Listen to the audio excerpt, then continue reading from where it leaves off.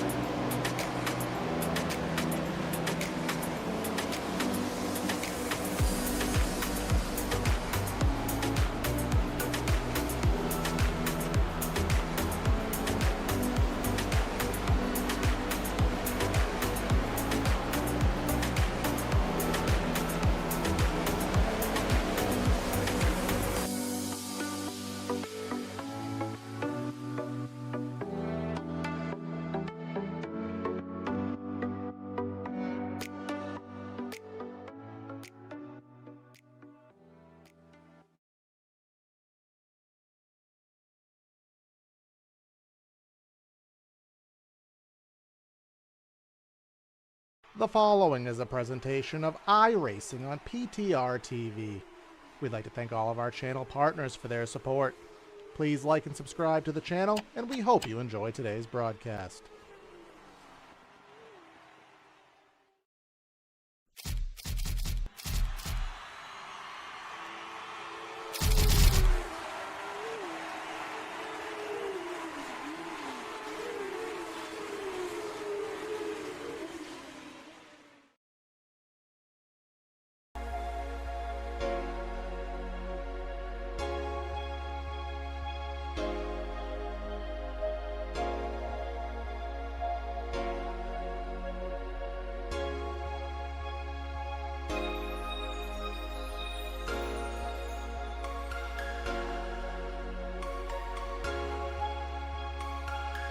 Nestled about 40 minutes away from the famed Nashville Fairgrounds lies the 1.33-mile concrete jungle of the Nashville SuperSpeedway. Built around 2001, this track held nationwide races, truck races, and IndyCar for a long period of time before heading dormant for nearly a decade. Post-pandemic, Dover Motorsports Inc. decided to give this place a second lease at life, and here we are on the iRacing service and post a triple threat weekend in the NASCAR world. Welcome everyone to PTRTV for tonight's coverage of the Spartan SimRacing League with race number 13 of their 24 race campaign, now just past the halfway point for what'll be a 200-mile event here at the 1 1/3 mile.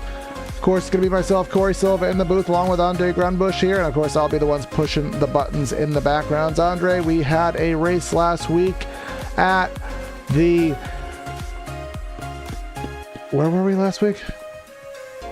That's a North good Wilkesboro. question. North Wilkesboro. There we go. Oh my gosh, age hitting me hard. And here we are last week at a short track to a track that is technically a speedway, but kind of has short track antics to it. Yeah, I find it kind of amusing. They do call it Nashville SuperSpeedway, but it's shorter than most of the intermediates, but it does race like a short track. There's a lot of off-throttle time. Concrete surface, not a whole lot of grip, and then you pair that with relatively low banking compared to what you normally see at this type of track. And what you get is a lot of off-throttle time, especially with this NextGen car. The way the suspension is, not getting a whole lot of grip through these turns. So it's going to be a lot of fun. I think every race I've seen has pretty much been pretty good, both in real life and in sim. The real life race here was pretty entertaining, a lot of 3-wide action there, and of course 100% Cup Series on Saturday was pretty entertaining with the strategy going on there, and D2 that you covered here on your channel.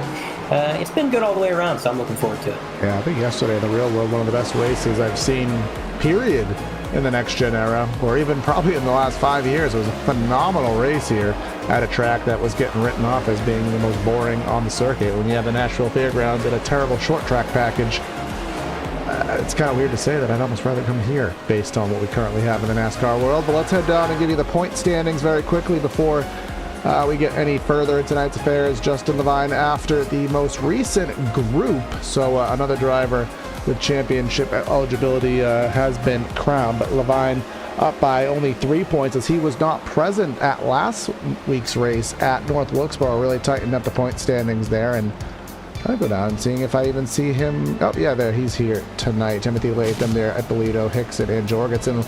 The last stage winner of Johan Seminario. He's up to 15th in points, so didn't quite make the graphic, but seeing as he's made half the season, a very interesting and impressive series of events there, and I think he may actually be championship eligible as well. Andre, still getting the clarification on that, but either way, another one to watch out for with Johan. Yeah, again, we're going to have to get official word on whether or not he will be championship eligible. It's one of those things, just like real life, when a driver misses numerous races, whatever the reason may be, if they just got a late join or whatever else, it's kind of up to the administrator's discretion or the promoter's discretion as to who is eligible, and kind of a gray area. So we'll see. In my book, I would say he probably should be, and I would expect him to be. But if anything changes, we will update you on the situation. We do have warm-up coming to a close, as there he is getting his workout in with that checkered flag. We're going to be heading into the grid, I believe. Have they already qualified? I can't even remember. Did they qualify first, Corey? Yes, we were watching a 10-minute warm-up session. Qualifying was off air. But we are now headed down trackside, waiting for the tick over to happen in the back end, which I believe it has. So let's go down and give you the PTRTV starting lineup here today from the Nashville SuperSpeedway. Don't want that song. I want this one instead. On tonight's poll, Timothy Latham in the Raise Energy promo code Camaro, with Justin Levine, the points leader, outside of the front row. Third, you find Joey Beck, and then Devin Medeiros, fan favorite, in fourth. In fifth, Ty Ippolito, Tanner Marty in sixth. Seventh is Ed Shearer Jr., Heath Snyder at eighth, and rounding out your top 10, Josh Candle and Kevin Zosiak. Rounding outside of the top 10, we got Scott Wise in the 33. We got Dave Fuge Jr. starting P12. 13th is going to go to Johan Seminario in that 56 machine. Aiden McFarland is going to be at 14th. 15th place goes to Blair Holloman. He's going to be rolling off alongside Edward Kane in the 16th position. Dakota Jorgensen in that 9 car is going to roll off 17th. Corey Harvo is going to roll out 18th. Running out the field, we've got Rich in the 31 car. He's going to be starting P19. He does have a last name, believe it or not. He's not just walking around with a first name.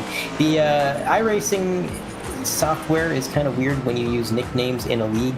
It kind of messes with the graphics that we get through the software that we use, and we don't get the right names. So right now he's Rich in that last starting position. We'll see how many positions he can make up, because if anything is true that we've learned watching so many races here this weekend, Corey, passing is going to be difficult. We've got a relatively decent field here, almost 20 cars. It's not going to be that easy to navigate traffic. Yeah, multi-groove, unfortunately, on the iRacing service, not quite to the degree we saw in the real world. So these guys will be kind of fighting for, at most, 1.5, 2 lanes to be optimistic. So we'll make things difficult, but I know they can handle the task. Pace car is in. Timothy Latham in the number 5 Raise Energy Camaro, getting ready to get us underway here. Barney has the flag in hand, and there it is waving, and let's go race in the Music City. And they are going to stay side by side. Timothy Latham on the low side. He's got the number 1 of Levine, trying to make something happen, but he's going to have to slot in line as they stay 2 and even 3 wide behind him momentarily for 4th. But Levine, striking back on the bottom. He's going to do a bit of a crossover, and here comes Medeiros. He's going to try to follow him through.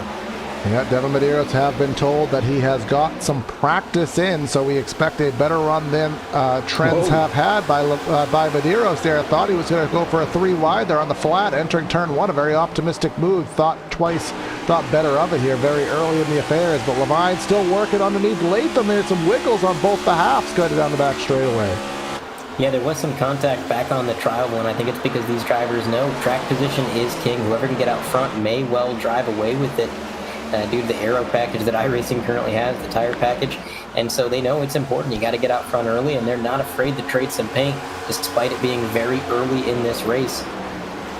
Now, we are looking at about 35 lap runs. I asked about fuel mileage, and with the fuel capacity being reduced in the league, it's going to be anywhere between 36 to 38 laps, and we've got our stage at lap 80. So if this thing stays green, 60. we're going to be seeing... I think it's 60, didn't update. No, I believe 80 is correct. Oh, okay, never mind. Go Bean. So we have 80 lap stage. We're going to be seeing some green flag stops, and again, track position even more important when that comes to fruition. There. Sorry to cut you off, but I just have not really seen it all. I mean, I've probably covered, 300, 500 laps of Nashville this past weekend, and I can probably count on my hands how many people have gone to the flat in the trial. Well, Medeiros has already exceeded that value. Yeah, it's very high risk. Obviously, you go down there, the car's not going to handle very well when you transition down to the asphalt where it's a little bit more flat. But he made it work. He got the position from Levine, moves him up into P2, and Timothy Latham, he's got that clean air, which we saw in 100% and D2. It seems to be a good advantage, but right now, Latham not driving away with it. He's got a hard-charging Medeiros not far behind as we go on board with Ippolito. Started 5th, currently in 4th, so he picked up 1 position. And he's watching these leaders run their lines, maybe trying to learn a thing or two, what he needs to do to possibly get around him, pick off a few more. He's got a little bit of space behind him, about 2 car lengths to the car behind, but I think he might have scraped the wall there. Yeah, I think he did, and that's Ed Shearer Jr., who is on the same camp as Johan Seminario, and maybe similar to almost Hendrick, who won the first 2 races here at Nashville. I think Levine going for a shot. Levine going for a shot underneath Medeiros won't have the opportunity. But even akin to real life, you know, we did see Kyle Larson win the inaugural race here. We saw Chase Elliott kind of snooker it away at the very end in race number 2 as Medeiros in defense again. And that was not a small hit. That car bounced off that wall something fierce, and now it looks like he's a little bit off pace. That one car pushing him through the trial hole.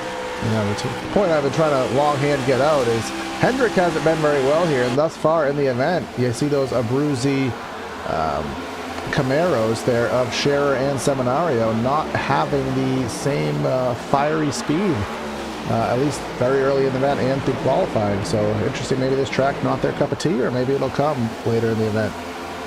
Well, and that actually may be a bit of a detriment to these guys, is that the track's not going to change as much as what we would see in real life and in some of the other races we've covered. Track temp's currently 86, and the in-sim time is 8:25. So the sun is going to go down, and the track temp might change by a few degrees, but nowhere near as drastic as going from full day to full night when we're starting pretty late into the sunset as it is. If your car's not good now, it's probably not going to be that great later on, so you got to utilize these pit stops to maybe make some tire pressure adjustments if you can. Try to get that car figured out, because I think things are going to get worse before they get better. Now that number 20, we're looking back from the bumper of the 1.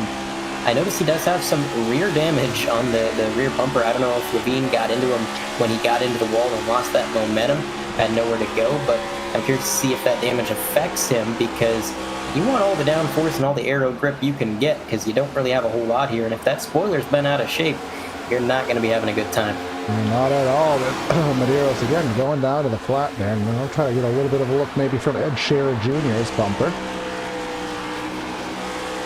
A little bit too far away to get any definitive information there. It's a very, very close quarter. Probably couldn't fit a paper between him and that turn 2 wall here. Is already 1/3 distance here in the stage. Again, these 35 lap fuel runs, 50% fuel.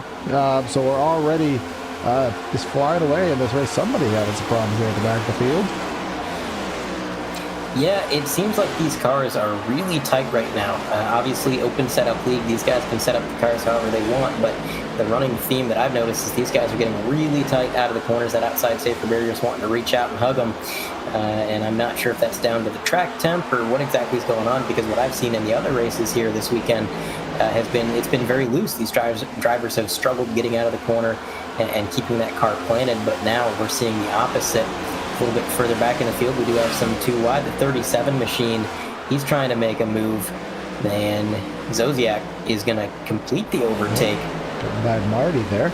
Marty in a very plain Jane white car, but one that is still sponsored by Brandon's Lasers, aka Brandon Bruce in chat, hence the big excitement there. That's Blair Holloman.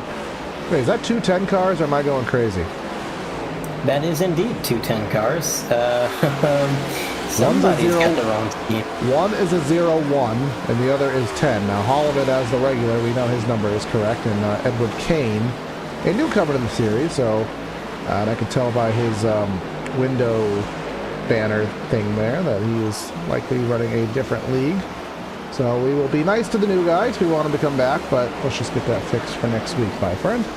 But up front, Latham hanging on to now a 1/4 second lead, and this is akin to what we kind of expect. Everyone's stuck at that 0.2 of a second bubble and just doesn't have enough to overcome the aero push to break it.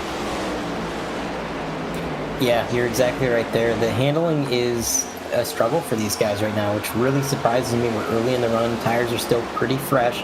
I would not be surprised to see some of these drivers not take tires on their green flag stop should we get to that point, simply because we've only got 4 sets behind the wall. And, more contact to the safer barrier coming out of turn 4. That has been the trouble spot. Was that Ippolito right in front of Johan. Johan was able to make some evasive maneuvers there, picks up a position from that. Meanwhile, Ippolito bleeds 3 positions from one little mistake. That is the 4th car we've seen get tight there. Yep, and worth noting as well, another newcomer to the series, Joey Beck. He is not a loser, baby, so we will not kill him there in that 16 car for the one person that probably knows that song. That one person is not me. Beck, 90s all-turn band, is a big song called Loser. Yeah, I didn't expect it to go over too well. But either way, I knew it made me happy. And Scherer there's an Ed Sheeran concert in my area this next weekend, and I still call him Ed Sheeran by accident. Probably will happen. That time was intentional. It'll probably happen by accident at least once more. Guarantee he's probably used to it there, but he is trying to get by fan favorite Devin Medeiros there, right on his rear deck lid, taking a look. Maybe, nope, thought he was going to take a look. And just the way Nashville is configured, you can't really make a dive, excuse me, into turn number 1 at all. If you're going to make a dive, it really has to be into 3. But as you can see there, he didn't really get off of 2 that well, so he'll have to just kind of recoup himself. Well, and I'll tell you what, this is one area where I think iRacing really got it accurate to real life, which, hey, iRacing doesn't always do that, so big props for getting it right for once. But we saw in the real life race on Sunday, Ross Chastain was a little bit slower into the corner than almost everybody because he was taking that slow in, fast out approach, and it worked out. He was able to pass 2 Gibbs cars to take the lead, never looked back. The Gibbs cars were driving it in way deeper. They were faster on entry, but it was just so much more important to be able to carry more speed out of the corner and down these straightaways, and that's what won Ross the race. And I think we're seeing that here in the sim. If you can get slow in, fast out, and hit that line just right, you're going to have a huge advantage over those guys that are scuffing up their right fronts trying to dive it deep into the turn. Yeah, exactly that. With slow in, fast out, very old school approach, but definitely does work. As Devin Medeiros, you know, we've heard of it, you know, that he's been busy, that he put down the Punani and got some practice here, because here he goes from being a 10th, 12th place car and back to where we expect him to be, which is contending at the front of the field. Yeah, that damage not holding him back that much, but all this battling for second place is allowing Latham to walk out to about a half a second lead, which again, the leader is always going to have a big advantage here. Clean air has been very important. You don't want to let him get too far away. Lap time differential's not that big between Latham and Medeiros. Latham did have the advantage, but only about Actually, look 2. at the 9th spot there, whatever your name is, Andre. Yeah, Zodiac is picking up positions quite rapidly. A tenth and a half faster than your leader last time. Keep an eye on that.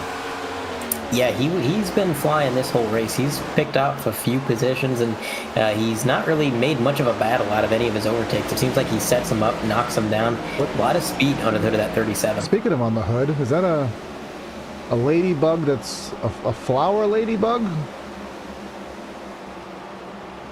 Maybe, yeah, maybe. I'm confused. Maybe it's I mean, there's nothing else to go off of. There's there's something on the back. All right, but now we have some investigating to do. Ty Polito, get a little closer. See if you can reel it in. It might just be the same logo on the bumper. Yeah, it is, but there's text, so. All right, Ty Polito. Text, or is that just the Camaro text? No, there's text. So someone needs to get close so we can solve this mystery here. But Ed Shearer. Yeah, he made that move down on the low side, and Medeiros really didn't put much of a fight up. And meanwhile, these guys are slowly reeling in Latham down to about 0.47 seconds now. The world's biggest Josh Berry fan is on the move. Ed Shearer is now another 10th. He gained a 10th through that corner alone. His tires might be a little bit fresher than our leader. Our leader drove it hard. He was walking away with it, but he might have used his stuff up as these guys closed the gap.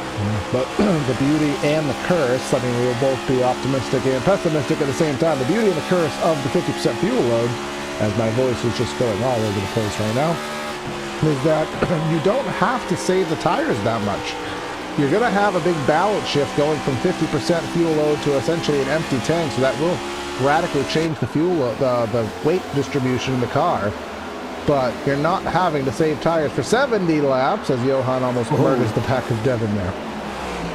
Yeah, Johan and Devin racing side by side.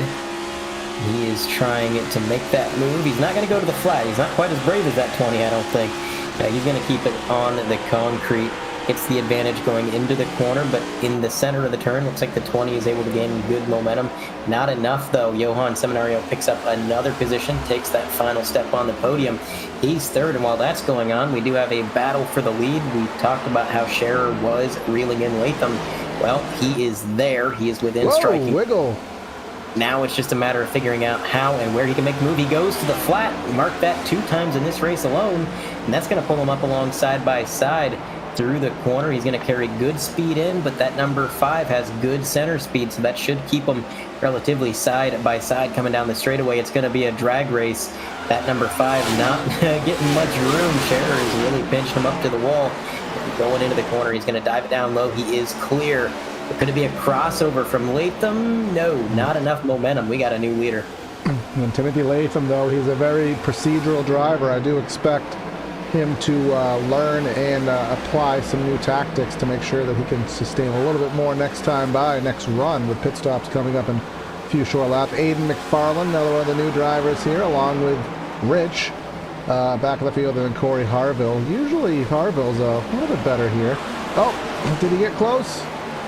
All right, now it's game time. Now we can read that back bumper. Oh, no, it's the wrong car. Don't do it. Oh, Devin Medeiros, early pit stop. 20 car, pit road. So 10 laps earlier than we expected. Yeah, I think he... Oh, whoa, Nelly! That's back into Levine. But yeah, to the back of Levine. Looks like he is going to make a very aggressive move. That number 16, again, a newcomer to the league. Beck is trying to pick up not 1, but 2 positions. He got around the 8. Now he's trying to get around Levine. Can he make it happen? That low side's been the place to be so far tonight, and he does get clear. You see him just barely slide up in front of that one machine. That's another one off the list, so that puts him into 5th. Next car in line is going to be Snyder. He's not too far away. That 29 machine, 1.7 seconds back from our leader, and then it's quite a drive from him all the way up to Seminario. But this has been a pretty good run for Heath Snyder. He started back in 8th, picked up 4 positions, and so far running pretty decent lap times. Yeah, I was going to say, that's not something worth accommodating there, is we do have another PL. Oh, that's the leader. That is Latham. Well, not the leader, but second place.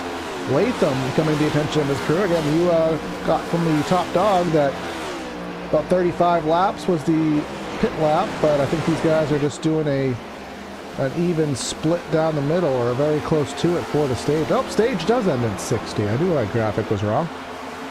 So yeah, right down the middle for the stage. 60 laps, split it in half. Bunch of guys coming in at lap 30, but everybody else, you know, Scherer, Seminario, Snyder, Beck, good portion of the guys still staying on circuit. There goes Dave Fuge with some better luck into the pits than he's had in prior races. I think he's spun a few times entering the pits at Charlotte a few weeks ago, if memory serves. That he did. Now, with the stage being at 60, I really did think it was 80. I don't know where I got that number from, but it does make sense that we had drivers pitting 5 laps ago, because they could easily make it to the end from there, and taking the undercut may just be the play. Normally I would be kind of skeptical of an undercut move. Usually it doesn't work out, but at this track it's just been so important to have that track position, to be the guy that's out front. If you can just leapfrog a few drivers on strategy, and even if you got the slightly slower car, playing defense I think is easier than trying to be on offense. So we'll see how that strategy plays out for these drivers. We do still have some boys out on the track. Country landscape. Okay. Well, it's a landscape company. Now we know. Landscape management. Okay, so it's like a landscape company for an apartment complex or something. So now we know. So that is a ladybug then, and grass. I see. Remember, so we accommodate Timothy Latham's promo code. So there is if you're in the vicinity. Oh. 3 wide as Tampa Hardy makes a bold move down low. Into the fence is Zodiac. Zodiac has been so fast, but I think he might have flown just a little bit too close to the sun with that 3 wide, getting into that outside wall. Luckily, we've seen a few drivers ping off that wall, and it doesn't seem to slow him down after the fact. The damage isn't too bad, so we'll see if he can regroup here. But another driver that's been pretty quick. Beck is up into 5th. Now, of course, some drivers have pitted, so that's kind of moved a few drivers up. But either way, Beck has made some pretty good passes, and he is right on the ragged edge. You see the front end of that car starting to wash out a little bit. He had to lift to prevent contact with the 15. There was our former race leader merging back onto the track, trying not to LePage anybody. And he is going to get back out on track. So we're getting closer to the conclusion of this pit cycle. But Seminario, Marty, Levine, Zodiac, Ippolito, Beck, Kane, Holloman, these guys are stretching that fuel. They want that long run strategy. Yep, you can see there on the graphic about 8/10 of fall off here. So that is a fair amount. I mean, it's not the worst we've ever seen. As here comes Holloman.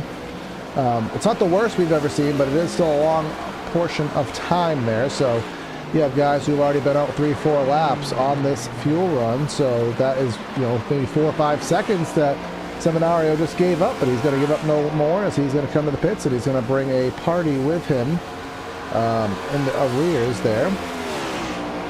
That is Levine, Beck, Zodiac all coming to the pit, so that will leave 3 drivers on circuit, Marty, Ippolito, and Scott Wise, who we have yet to mention in the race. They will be the 3 still on track, and should not be for very much longer.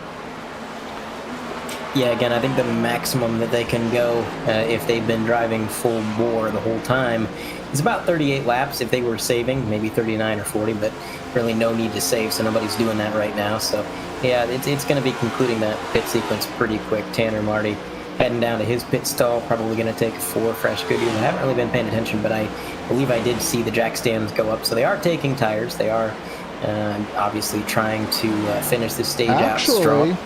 Well, let's stuff here, Andre.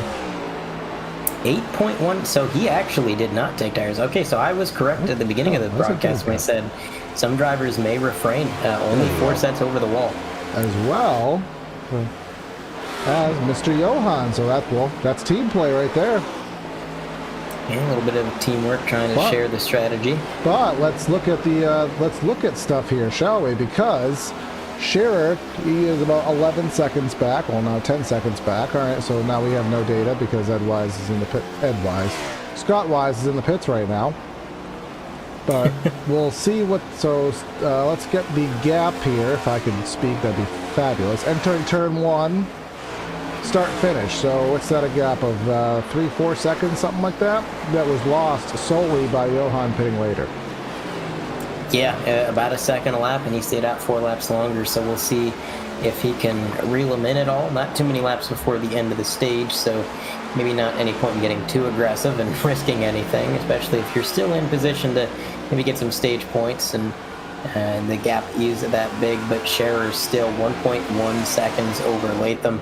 And Latham himself, he's got Snyder, he's got Medeiros, not too far behind, 3-car train. And there he is. So that is called staying out. And let me just check the pit times here. So great stop by Scherer, by the way. 35.2 was his pit lane delta. 37.9 was Johan's pit lane delta.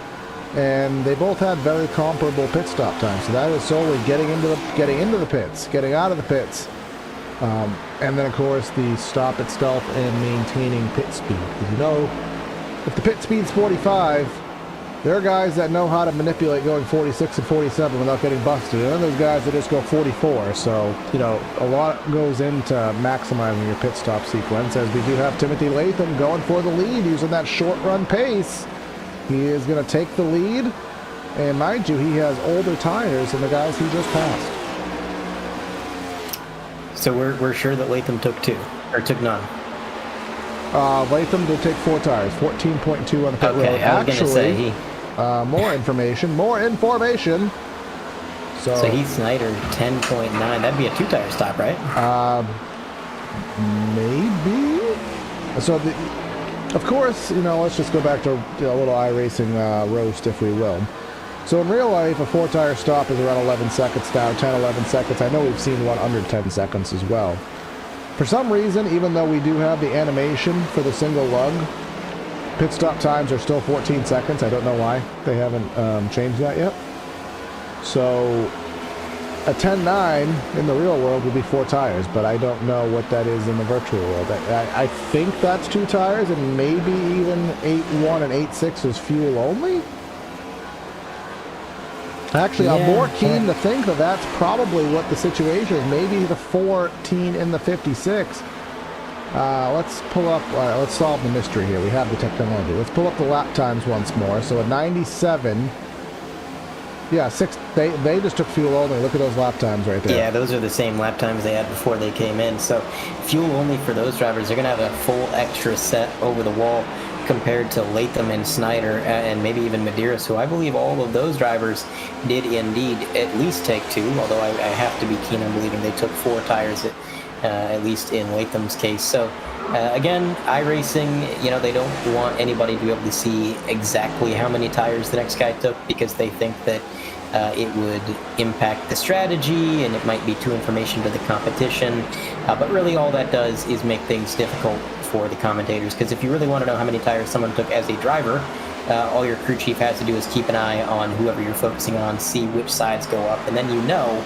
But us commentators, we've got so many cars to try to follow that we would kind of realistically either need several people watching pit road for us, which is not really feasible because we'd have to pay those people, or we'd have to have iRacing just tell us, and iRacing refuses. So we do apologize. It's just a lot of speculation when it comes to tire wear, and that's honestly just the way it has to be, unfortunately. It is the case, and now we have to do a little bit more math extrapolation, because these are just things that are always fun to do here. But so 35 laps, okay? So 35, pit stop at 60, presumably. So if you take a set at 60 and you already pit, that's 2 sets of tires to go 90 laps, which means, okay, so now I get it. Now I get it. So we have a 90 lap run to the end. That's 2 pit stops.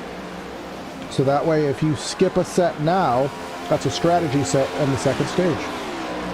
Yeah, and now it has been green flag all the way until we get our caution for the stage, assuming we get to that point.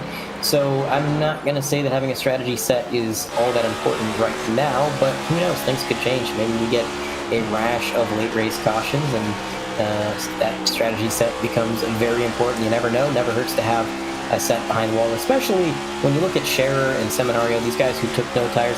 They're not that far back. 4th and 5th is still going to be row 2 and row 3, respectively, on this restart, and they can make that time up with how fast they were. And you saw those lap time differentials between Latham and Snyder, practically nothing. These drivers are on the same tire strategy as one another. And I guess they are not on the same strategy. So again, pit stop time 14.2. That would be a 4-tire stop for sure. 2 tires for Snyder. Now that's interesting, Corey, because if that's really the case, Snyder's on 2, Latham's on 4. Generally on iRacing, in my experience, taking 2 actually makes the car undrivably loose at most intermediates, just because you have such a difference in grip from the right side to the left. And that doesn't seem to be the case here. Snyder is almost as fast as our leader. I would agree with that based on my experience, so I haven't bothered taking 2. Maybe in an extreme tight situation, it's worth a shot. But again, that's very, very perplexing here. But sometimes I feel like watching this league is like taking an SAT exam with the amount of things to calculate. But that also is what makes it interesting here, because there's so many things going on. That's Johan losing a spot to Dave Huge there, as he is dropping now back to the 9th spot. And I think, 10th right there with Ippolito, and that's Tanner Marty. So Seminario, I mean, something happened to Seminario, because he was right there behind Scherer. He was in 5th. He just dropped 5 positions in a lap and a half. I don't know if he got into the wall. I don't know if he just realized he didn't take enough fuel to get to the end of the stage and had to go into the saver mode, or what's going on, but he's off pace. Yeah, it's interesting. I think at this point his goal is going to be just to stay on the lead lap for the stage. So 10 laps, he is 11 seconds, so what is it? That's about 30 around here, so should be safe to stay on the lead lap. I think that's basically his goal.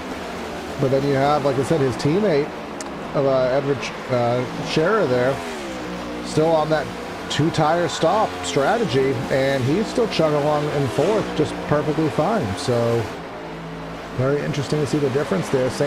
Likely the same setup, but just a completely different experiences of the drivers. Not stabilizing either. Seminario just lost another second in 1 set of corners alone. I can't imagine the car is that damaged. This has got to be some sort of intentional saving. I don't know if he somehow messed up the fuel and just didn't take enough. Now he's trying to conserve it. That's the only thing I can think of. If he was trying to save, I would fathom he'd probably be in 5th to run lower RPMs. Oh, there he goes. But I would think he would save. He would not want to go to high revs at all. Yeah, I mean, you're right. It's a little bit baffling what's going on here. He loses another 7/10 over the course of about a lap and a half. And through this set of corners, look at that, 2/10 gone in the blink of an eye. Now 12 seconds back. He's getting passed by Zodiac. he may have to be the stage interview here. I'm curious what's going on. I want to talk to him after this is said and done. Yeah, I think that would be a very plausible situation to coagulate there. But again, worth noting. I just want to bring it up again, even though we just brought it up, but just bring it up again. Only a 10th for those 2 tires. So is Latham hanging back because he wants to, learn how to conserve because he knew how much it hurt him to maybe shoot out of a cannon in the first stage? Or is 2 tires really just the way to go? I mean, I really hesitate to say that is the case, but seems to be as such here. And we do have Justin Levine, who does have the freshest tires. I mean, 19 laps to compared to mid-20s for everybody in front of him here. And you can see he is going to get by that 14 with relative ease there, move up to the 4th spot. However, he does have 6 seconds between himself and Medeiros there, so he will probably stall out there for the stage. Medeiros kind of ready to nose over the bubble in 3rd, and just a little light pancake there to the turn 2 safer barrier. Now, I agree that it's kind of hard to fathom that 2 tires might actually be competitive with 4. But if we look at Latham's lap times, I mean, he's running 30.5s, 30.4s. That's on par with what we saw. I mean, he's about 26 laps from his pit stop. That's about the lap times we were seeing after 26 laps for the drivers who weren't saving. So if he is conserving, it's a minuscule amount. And Snyder is keeping up with him now, 2/10 off that last lap. But before that, he was staying within a tenth, sometimes a few hundredths. It's crazy to say, but I really think 2 tires may be viable here. And if any of the competition is paying attention, that is good information to have. If it comes down to it, you could maybe not only get some track position by not taking all 4, but you could also have the fresher tires than some of those drivers behind you or ahead of you and try to drive away. So I don't know. It could be the play when it comes down to it. But this battle right here between teammates, the number 8, the number 19, these drivers trying to sort that out. They're catching up to this 14, and they are going to make a move. Campbell on the low side. Ippolito boxing him in from the back. 14 tries to pinch him down, but he's just going to have to lift. He concedes that position to the number 8. Campbell out and away into 6th, and now Ippolito in tow. Mind you, teammates of different manufacturers, something that you don't see every day of the week there, but you had both of them getting by the old tires of Ed Shearer there, who was running solidly in 4th for quite some time, and now he's back into 8th, but again, has that extra set on the wall that everybody else may or may not be fathoming for. I think if this thing goes green, I think it's a moot point. If we do have a caution at that perfect interval, probably 10-20 laps to go, maybe that is a very interesting thing to have here. But the white flag out for the stage. Our pole sitter, Timothy Latham, lost the lead for a while, but the pit stop strategy game gave it right back to him here, and he's going to enter turns 3 and 4 with a healthy lead over Heath Snyder. And Timothy Latham second in points, trying to get whatever advantage he can on Levine, because that is the guy he is fighting for. And he will definitely get a head start on that battle with a stage win. Head start on the battle, but now a little bit behind on the tire strategy, as he is one of few to take 4 tires from what I can gather. So we'll see how that plays out. But the drivers to get stage points are top 10. Latham, Snyder, Medeiros, Levine, Kane, Campbell, Ippolito, Scherer clings on to 8th place. Dave Fuge gets up into 9th in that 4 machine, and Tanner Marty is going to be the last driver to snag a stage point. Meanwhile, Zodiac and Seminario, who both showed a lot of pace early in that stint, be it through strategy or some other cause, falling outside a position to get stage points. Holloman, Harville, McFarland a little bit further back. And Beck is being scored as out of the race. I'm not entirely certain what happened to the 16 machine, but he is no longer. Well, he Nashville. is a loser, baby, so I guess the racing gods killed him. Someone listen to that song after the race, please, just so I feel like I'm not a total weirdo here. But let's see what happens now that we know that strategy is a big play here in the pits. Let's see if anything of note happens. Whoa, that 19 just full send into his pits, and I'm pretty sure Scherer just overshot his box. Yeah, he had to throw it in reverse a little bit there. So we do see the left sides go up on pretty much all these drivers. So now that we get to the end of the stage, Snyder. They are taking all 4. But look at that, Heath. is gonna try and take that lead, and he beats the 5 car out of pit road. He did 4 tires as well. He just had a better entry into pits, and his team did a better job getting those 4 tires on. So, wow, that's kind of a big change up, because the leader's gonna have a huge advantage on this restart, getting to decide when it starts. Again, for this track in particular, and I don't know how it is week to week, but the Geico restart zones are not enabled. We do have Johan Seminario ready for an interview. Let's bring him up. Mr. Seminario, you got a copy? Yes, sir. Well, Johan, we saw the strategy game kind of drag you back through the second half of that stage. You went from, I believe you were 5th at the end of the cycle, and then fell back to 13th for this stage. Were you just trying to conserve a little bit that stage, or were the tires just not competitive? No, I honestly haven't had much time this week to really run many laps. I won a race earlier this week, but obviously the track time was a little different. I did push a little harder than I would have that I wanted to, so honestly it was just a case of me just not saving. So I'll just be a little bit more cautious. I know where I can pass these guys without burning my stuff, and currently 9th, so I still technically gained from the start. So we'll just see where I can go from here. I'll be a little bit more cautious from here on out. We'll see. Now, the silver lining to that is that because you didn't take any tires, you got an extra set behind the wall. Let's call it a strategy set that by the time we get to the end of the race should be sitting there waiting for you should you need them. How do you feel about that? I do feel pretty good, because if it's like a green-white checkered or it's like a final 5-10 lap race, I mean, you can run qualifying laps on a fresh set of tires for like 10 laps. So if everybody else is worn down and I have a fresh set, I should be zooming for a little bit. Absolutely. All right. Well, we're going to let you get back to it. Good luck. Appreciate it. Thank you. Johan out of the booth. So not conserving and not really blaming it on the tires either. It was just he pushed a little bit too hard and he lost that much time. So goes to show, if you cook that right front and the car starts to get a little bit tight, you can fall back a lot. Yeah, you very much can. I've been on both ends of the spectrum, where you feel like a rocket ship when you save better, and then you feel like an absolute just lead brick, or a submarine when you just start falling all the way to the bottom of the pack.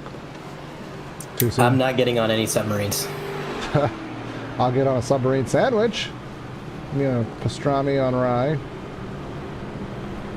Especially if that submarine is piloted by a Logitech controller from Walmart. That's just, I'm not doing it. I saw a video, and I think it was someone who's, I don't know if it was the actual CEO. I imagine they were smart enough not to, or someone is impersonating it and saying, "We're a middle-of-the-pack gaming accessory company. You should not trust your life with our products." And we thought that was common sense, but maybe it'll have to go in the packaging going forth.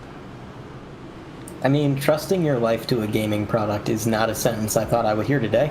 But and I'm pretty sure other aspects of it they said were from Costco as well. So yeah, there's a whole lot of things that were a little bit baffling about that. But what's not confusing is the fact that the pace car is getting ready to make that hard left turn, and the number 29 machine is going to be in control of the field. Again, the Geico restart zone not enabled. It is going to be at the leader's discretion whenever the pace car pulls off, which I believe gives the leader more of an advantage than if those restart zones were turned on. And it's a great jump for that inside. Look at Devin Medeiros. He was not sleeping on that start. He's actually going to pull alongside our leader. Very rare do you see a driver in row 2 get a start that good. But he gets the nose on him going into the corner. That actually pushes him wide and opens it up for Latham to try to make a move. Doesn't quite get there, but he made the attempt nonetheless. So new leader out of nowhere. I didn't see that coming. Devin Medeiros with a fantastic restart. now let's go back and again, as a rarity, let's go check that out from the blimp cam there. Maybe see what the timings were on that. So that 29 is the control car. The 20 is right on it. And I mean, that was perfect. Yeah, he couldn't do that again in 1,000 tries. No, that was I'm going to mash the gas and hope that he goes close to when I go. Otherwise, I'm going to rear end him, and he just happened to get it right. And so now the 29 is in dirty air, the number 5 right behind it. But look at Kane in that 0-1 machine, or the second 10, call it the 10K, like a dirt car. That's a car that's passed a few guys tonight. He's worked his way up into the top 5, showing some good pace right now. And Johan Seminario with finally fresh tires. He's got his teammate behind him, trying to get around that 37 machine. Looks like they're going to do it no harm, no foul. But a lot of cars to pass up there, Corey. Yes, indeed. As I think we saw in 100% in our D2 race right here on the channel, the outside does become not necessarily viable for passing later in the race, but it becomes a lot easier to play defense up there as more and more rubber goes down. So I would expect that to come into fruition as laps do tick off here. We are closing in on the halfway point in just a short period of time here. Zozia, who is stuck there on that outside, but clearly not rubbered in as he would like here. But Devin Medeiros leading the race now. Obviously, I don't have the statistic. I don't have a SimRacers hub with access to the stats, but I'm just going to go out there and say that this is probably the first time he has led a race in a very, very, very long time. At least on pace and not strategy related. Yeah, he really started the season strong. He was really good at the beginning of the year, contending week in and week out, and then he got into that slump, and we talked about that a little bit last week. He's just been spending a lot of time doing things outside of the sim, and he feels like he's not been getting the practice that he needed, and that kind of resulted in the slump. But right now, he's been fast all night long. He's got the lead. For how much longer? Well, maybe not at all, because Timothy Latham is actually going to get the nose on him through the tri-oval and drive it in deep into 1 and 2. He is technically clear, and he is going to keep that position. So now Heath Snyder in that 29 is also breathing down at Medeiros' neck. And again, like you said, a little bit of a wiggle there. These guys have been driving around for quite a while on worn tires. Now they got fresh tires. You almost have to readjust to that. Oh, you certainly do, especially the first couple laps out. You're like, what is grip? And it's almost impossible. As some wiggles aplenty there. We just saw 3 cars smack the wall coming out of the corner. Very easy to do here because it's such tight confines there off of 4 that you get so close to follow. You just get so intent on following the car in front of you that if they mess up, you mess up, which is very important as a racer. Follow your line. Do not emulate the car in front of you, because if you did that, you will not make that same mistake. Yeah, that is very true. Sometimes you can use the car ahead as sort of a rolling braking marker, but other times you follow their line too closely. I did that racing RC cars this weekend. I reeled the guy in from half a lap down, and then coming out of the corner, I followed his line. He got on the gas too early, so I got on the gas too early, and then we both spun into the infield. So that was fun. And I think we're seeing that when these guys, wow, smacking the wall, getting into the corner even. They're trying to swing this thing as wide as they can get. Let's see the ever elusive turn 4 here. Everybody does manage to keep it off the wall there. Harville, super low line. We have a little bit of a gap there. 2 guys, that is Rich and Scott Wise. I keep wanting to say Josh Wise there. Running up the back of the caboose here, but Latham hanging, he is now back into the lead. And he has had a short run car here today, at least seemingly.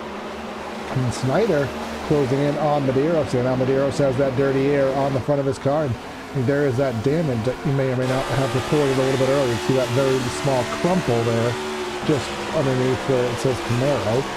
But I wouldn't expect that to have any effects on the vehicle. Yeah, it's just so hard to judge with iRacing. You know, sometimes you see a car that doesn't look damaged hardly at all, and the driver behind the wheel is saying, yep, you couldn't see it, but I damaged the car, and it was junk after that. But then sometimes you see drivers rolling around in a car that barely has any body panels left, and they're like, oh yeah, I didn't feel any different. I had all the revs, all the grip, it was fine. So just a joy of sim racing, never really fully knowing how the sim is quite gonna react to certain things. Timothy Latham not really letting these guys get too close. He's still at about 0.3 seconds. Snyder is 0.4 of a second. Campbell, Kane, Marty, these guys are all relatively close, so not a whole lot of separation, but as we reach the halfway point of the race, lap 75, and a little bit before any more green flag stops, how about we throw it to a temporarily loud engines?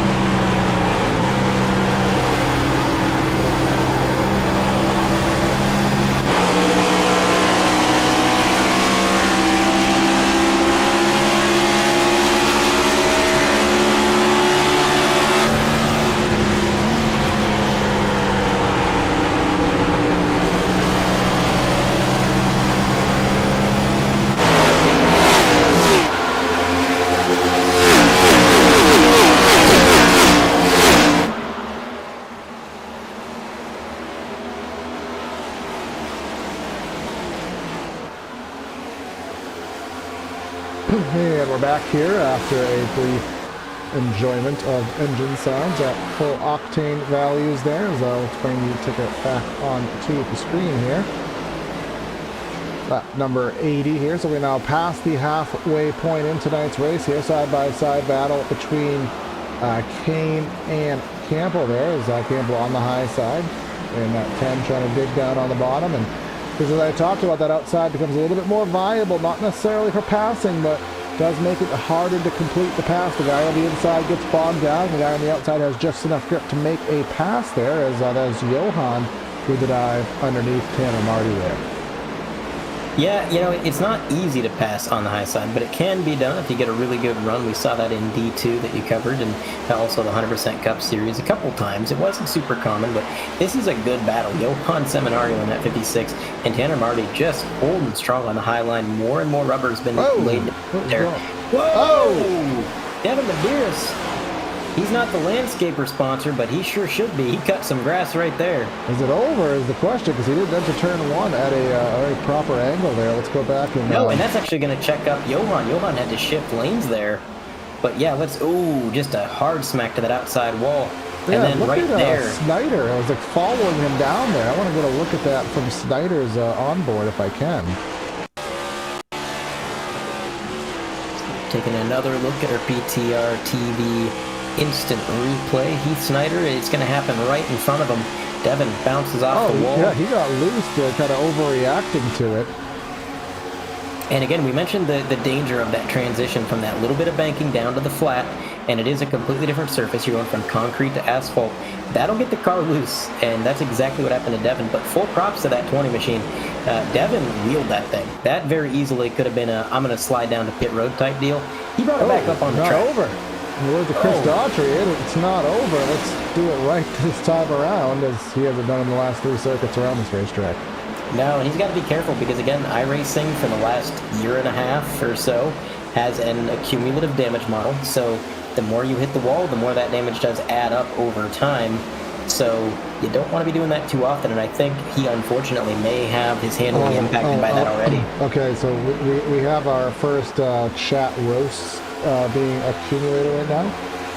We have Brandon Bruce, who had said prior that Devin is the GOAT, and then now we have Danny Bitter saying, is he the GOAT because they both eat grass? Now that's a good one. That is good. I need to add some GIFs to my broadcast, because I would do a... Oh, wait, do we have a clapping soundboard? Isn't that a thing? Hold on. Yeah, there we go. Danny coming in from the top rope. That's, I think that deserves a... Oh, hey. Now we just we'll see what Medeiros can do, and if that car is too damaged. But again, lost a lot of time there. Zodiac lost some ground through that pit strategy. He was passing cars quite frequently. He seemed like he had a little bit of speed. Now he's kind of marred back in the field. He's currently running P11. That's one behind where he qualified, and not really making up much ground. So I don't know if he's just in conservation mode, or if these other guys are just getting a little bit quicker as the track cools down. But not good news right now for Ippolito or Zodiac. Dave Fuge still inside the top 10 in that number 4. Levine, that's another driver who isn't quite as far up as I would have expected. Kane in that 0-1, battling with Tanner Marty right now. That's the battle on screen. A little bit loose out of the corner, so interestingly enough, the track looks tight when the race began. Now it looks like it's actually getting looser, as the track temp has only changed. Has it changed at all? I think that's the same. Yeah, I think it was 84 and 86 prior, at about 8:30 sometimes. So we've actually kept the same track temp, but the air has only gone down 1 degree. It's a very muggy night here at the Nashville SuperSpeedway here. I did have another thought, but it has very since lost my... It has since been lost in my brain, as that sentence was also lost on its exit of my vocal box there. So I don't know why I'm on Struggle Street now, but Tanner Marty has disconnected and reconnected. Some connectivity issues going on in the 55 camp. So that is really unfortunate. He was having a pretty decent... Well, he's are back you sure in he sixth. disconnected and reconnected? Because he's in 6th. He blinked it out. He blinked it, yeah. He might have blinked, but I don't think he got fully disconnected, because there's no way on God's green earth he got back up into 6th. Yeah, I'm looking on the reef. Yep, there he went.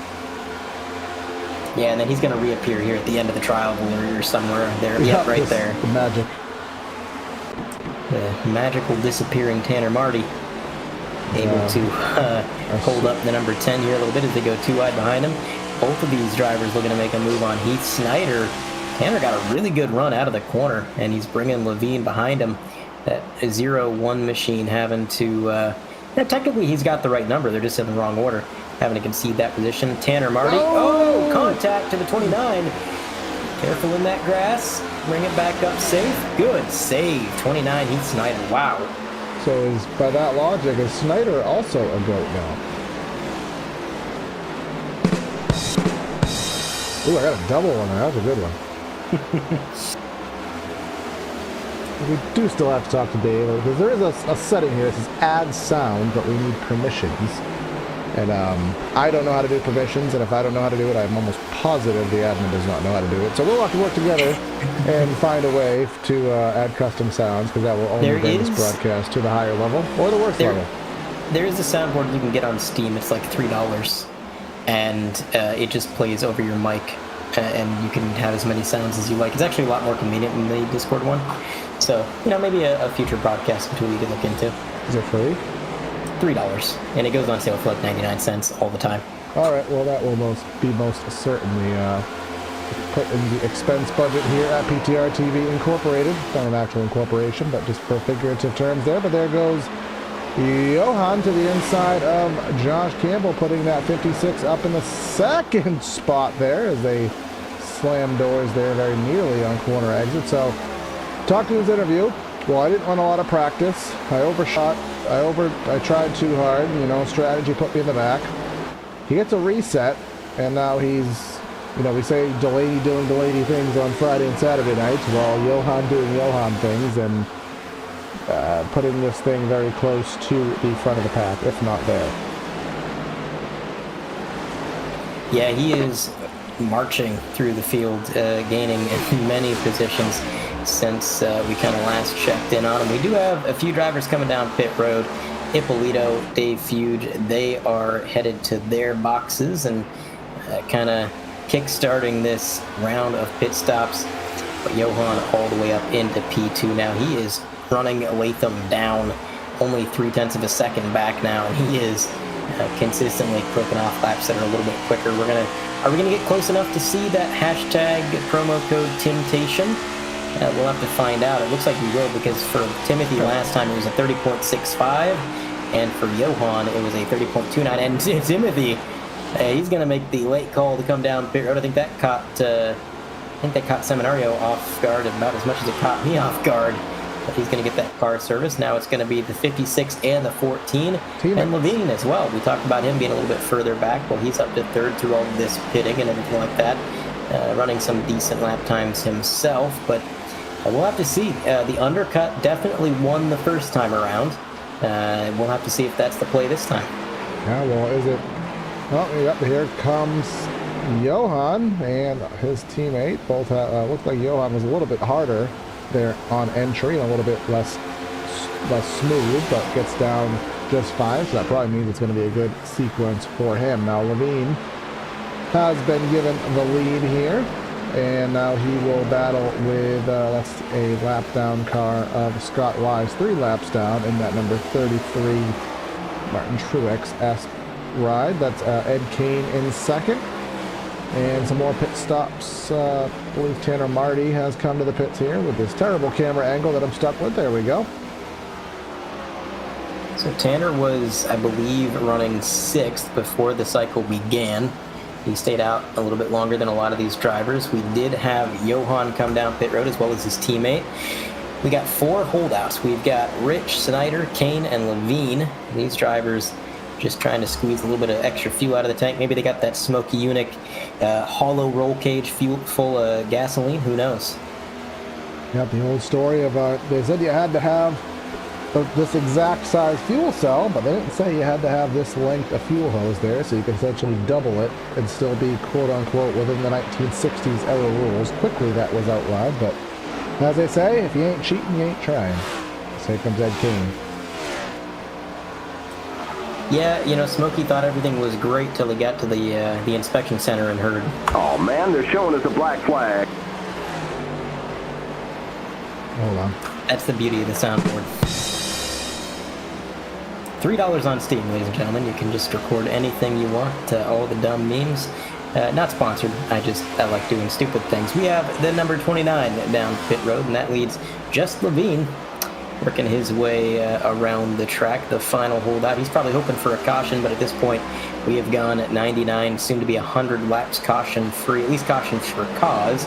We did have one stage caution that we were able to get through fairly painlessly. A little bit loose out of the corner. He had to pinch that car to the bottom, and it got him sideways, cranking the steering wheel. But a good save, and I'm a little bit surprised to see him stay out yet another lap. It's got to be a scary feeling to know that everybody else on the track except for Rich has fresher tires than you, and you may be losing out, staying out this long, but who knows? Yep, and here on board with Latham, who, via the strategy, has accumulated a lead of about,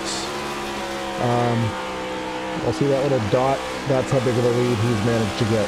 The telemetry is not really giving me numbers yet because everyone's all messed up and shook about, but he has been given that lead over the course of 2 laps, I think, in and about 3 to 4 seconds, but time will tell there, as he does have share splitting the difference between him and Seminario there. So Latham has taken advantage of pit stops and cycling out to the lead in both occurrences, but he just has not been able to hold it with those Hyperforce cars. Just having a little bit too much in the tank for him. Yeah, the long run speed has not really been there for Tim. He's been able to have really good short run speed, even some, I would say, in between speed, but as soon as the tires get really cooked, that is where Hyperforce cars start to really pull him and make those overtakes. And it's already kind of showing that 14 is a little bit quicker. He was 1.2 seconds back. He's gained 0.3 just out of turn 2 and down the back straightaway. So he is on the move. A little bit of lap traffic separating him now, but the thing is, having no long run speed in a race that's gone 100 laps caution free, not a good feeling, Corey. Not a good feeling at all. Yeah, not at all. No chance to recoup, no chance to kind of make adjustments or get another stab at it.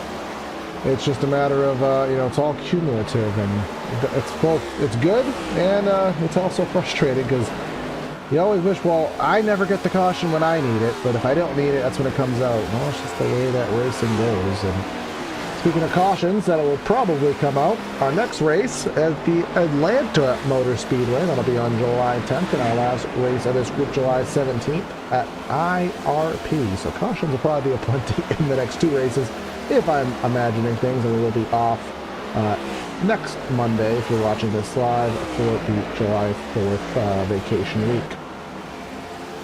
I just want to point out, if we can get Nashville SuperSpeedway a cup date, why can we not get IRP a cup date in real life? Infrastructure. They just didn't. Well, they say that, but then we go to the LA Coliseum that literally has no garages, and they make it work. Well, as with the streets, they built this track, as they did with Kentucky, to accommodate a cup race, and then just never got it, at least for 20 years. But I don't think IRP has, so they built the amenities to be had, just had to construct them. IRP was just never built for a cup level scale. I mean, obviously it's not that bad because it's handled, Xfinity, Busch, Nationwide, whatever you want to call it, with trucks, but Cup, I guess, just wants a little bit more flash, and they're just stuck to the 2.5-mile rectangle that really is just played out. But the funny thing about Indy is that the drivers still consider it a crown jewel, and they are the most offended about not racing on the oval. But yeah, and the fans are upset about it not being on the oval, but they're also not upset because they didn't show up as Levine in the wall. They're also not upset because they didn't watch the race and didn't show up when it was on the oval. So can it be a crown jewel to the drivers and not to the fans? Now, I resent the statement that we didn't watch. I remember the last race they ever did on the oval. I had it on my phone. I was sitting by a pond doing some bass fishing. Didn't catch anything in like 4 hours, and I was absolutely livid. And the race was underwhelming as well, so that was just a particularly bad day, and that's why I remember it. saw a clip going around the internet the other day of the 1992 tire test there. Of course, the first race was the 94, so they did the initial kind of compatibility test in 1992, and everyone, the racing was great. I mean, remember, they were kind of putting on a show, but that was when Indy had the apron too, so it really kind of created almost a two-lane track, because you could use the apron as well as the actual standard track, but when that was removed, kind of created the meh passing facility that we do see in today's world, which doesn't really work with stock cars at all. Yeah, I mean, the problem, I think, with a lot of tracks and the racing product is just the car. Because the thing is, back in the days of Gen 4, you could pretty much put those cars anywhere, and it was going to be a good race because they had horsepower. That's really all it takes. People like to overthink it. If a car has more horsepower than the driver could ever reasonably use, it's going to be a good race. And unfortunately, it doesn't seem to be the mentality. But the gap between these two drivers has stabilized at about 0.4 of a second, and those lap time differences practically non-existent. It was just a little bit quicker for Scherer by a few hundredths of a second, but nothing significant. So 0.4 between them, and both of these drivers have gapped Seminario. He's 2.5 back, and he himself is having some trouble with Campbell closing in. He's about 0.4 behind Seminario in closing. Levine in the number 1, he's still sitting P5. Ippolito, who was a bit further back at the end of stage 1, he's all the way up to 6th. Meanwhile, Tanner Marty, who was P6 going into that pit sequence, must not have had the best ride through pit road, because he is all the way back now in P11, right behind Zodiac, right ahead of McFarlane, who's about 8 seconds back. So I'm not sure what happened to that 55. Maybe it was a pit road issue or some sort of connection thing. His times were right on cue. 14 laps, so there's nothing surface level that would dictate the issues he has, so I'd be interested to find out what that was. The big good battle going on between the 10 and the 10. Of course, one of the 10 is not actually supposed to be a 10, but is not here nor there, as Edward Kane will get that spot. Holloman stuck to the outside with Heath Snyder, who was a top 5 car, but now he's a 9th place car, trying to pick some of those off and get himself back in a higher running order here. Now, just to kind of summarize things up a little bit, do have one more pit stop to be had, probably around lap 130-ish, and that will be the 4th and final set of tires for most everybody in the race. Of course, Seminario and Scherer have one more set on the wall. There's a battle for the lead right there. Yeah, and I don't think they want him to have a set on the wall, because that means he's already fast, and he has a lifeline if he needs it here. But Timothy Latham will do his best job to make that thing as wide as he can. We talked about how Latham just has not had the long run speed all night long. There's the promo code Temptation, and right now it is holding true that he doesn't have that long run speed. The 14 able to run him down from over a second back, and now, like he's standing still, just hooks the bottom, hooks that yellow line, gets himself a car length and a half clear before they even get to the tri-oval. It's the 14 on rails with a spare set behind the wall if he needs them. Everything seems to be going pretty well. He's all the way back to 14th now. Not sure what happened to him. Well, I think he's been off the pace. I think those 3 consecutive hits on the outside wall finally bent something under the bodywork on that machine. There's something mechanical just a little bit out of line. Yeah, you can see it when he comes out of the corner. Yeah. You see that front end kind of hopping around. Something skewed. Yeah, unfortunate for him now. Andre, I'm going to ask you a question that, as someone who doesn't drive, you're going to have no real first-hand knowledge, but I'm going to ask you anyways, because, well, why not? I have no one else to talk to right now. How do you feel as a Timothy Latham right now, someone who has a lot of speed, would be up there for contention, winning a lot of these races, and then all of a sudden you have these 2 new hot shots show up about halfway in the middle of the season, and just start sweeping the floor with Scherer and Seminario? Does it put you more in your game, or is it like, well, come on, I wish they were either here for the next season or didn't come at all? Like, where would you be in that position? Well, I've been there. I used to race back on the NASCAR console games. Back in the days of NASCAR Heat, I raced in a league, and for a couple seasons, I was the fast guy. I was the guy that won almost every week. I won the championship, and everything was going great. And then a guy named Bryson Hixenbach came along, and this guy was not human. He hit every line every time. Whoa. Oh boy, the 33 getting a little bit squirrely. but he hit every line every time, and it seemed like I could have a perfect race, but if I made one little mistake, one slip up, he'd get around me, and once he got past me, that was it. I couldn't pass him back. 33 on pit road with that spin. We'll take a look at the PTRTV replay. I think it was just a matter of maybe trying to, he clipped the apron. He was trying to get to the pits, but he was just a little bit late on the call, and unfortunately sent him spinning. No contact there. But back to my point, it was frustrating because, you go from being the fast guy to now there's just a guy who inexplicably has inhuman reflexes. And, for 3 or 4 more seasons, I won maybe 2 races, one of which was a road course because I was just better at Watkins Glen. And that was the race I always looked forward to every season because that was the one track I could beat him at. Until he got better than me there, and then I couldn't even win there. So if I'm Timothy Latham, and I'm watching these 2 new guys come into the league, and suddenly they're the guys to beat, yeah, it's a little frustrating, Corey. Yeah, especially if Johan does end up being, in the championship, where it kind of puts it, well, crap, now I got to beat him for the whole kit and caboodle here. But a good, one of the things with this league and how the championship is decided, it is not decided in a single race affair. It is decided, excuse me, in a 3-race set, as here comes Scherer into the company of the pits. The championship race will occur at, cumulatively with points between Vegas, Brickyard Oval, and at Homestead, Miami. So the best of the 3 in terms of your standings in 3 races will dictate the championship. So it doesn't necessarily have to be a winner-take-all, which at least I do appreciate that aspect of things. Yeah, sometimes a good points day is a good points day, and you can build a championship run on those. You just got to be good when it counts, got to be consistent, and never really know what's going to happen. That's motorsports. Right now, Campbell on that longer run strategy, he is definitely staying out a little bit longer than some of these guys. Scherer, Seminario, Latham, Rich, these guys have all come down pit road, and they've got to go about 30 laps or so to the end, which is more than feasible on fuel. Here comes the 37. Zodiac trying to get his car serviced, and here's a car that's had a few issues tonight. I've seen that machine, the 92 at Harville. He's been on the wall a couple times, but nonetheless able to keep it going in that red monster car. You don't see that very often. And finally, Campbell gives up the lead. He comes down pit road. He's going to pass the torch off to Snyder.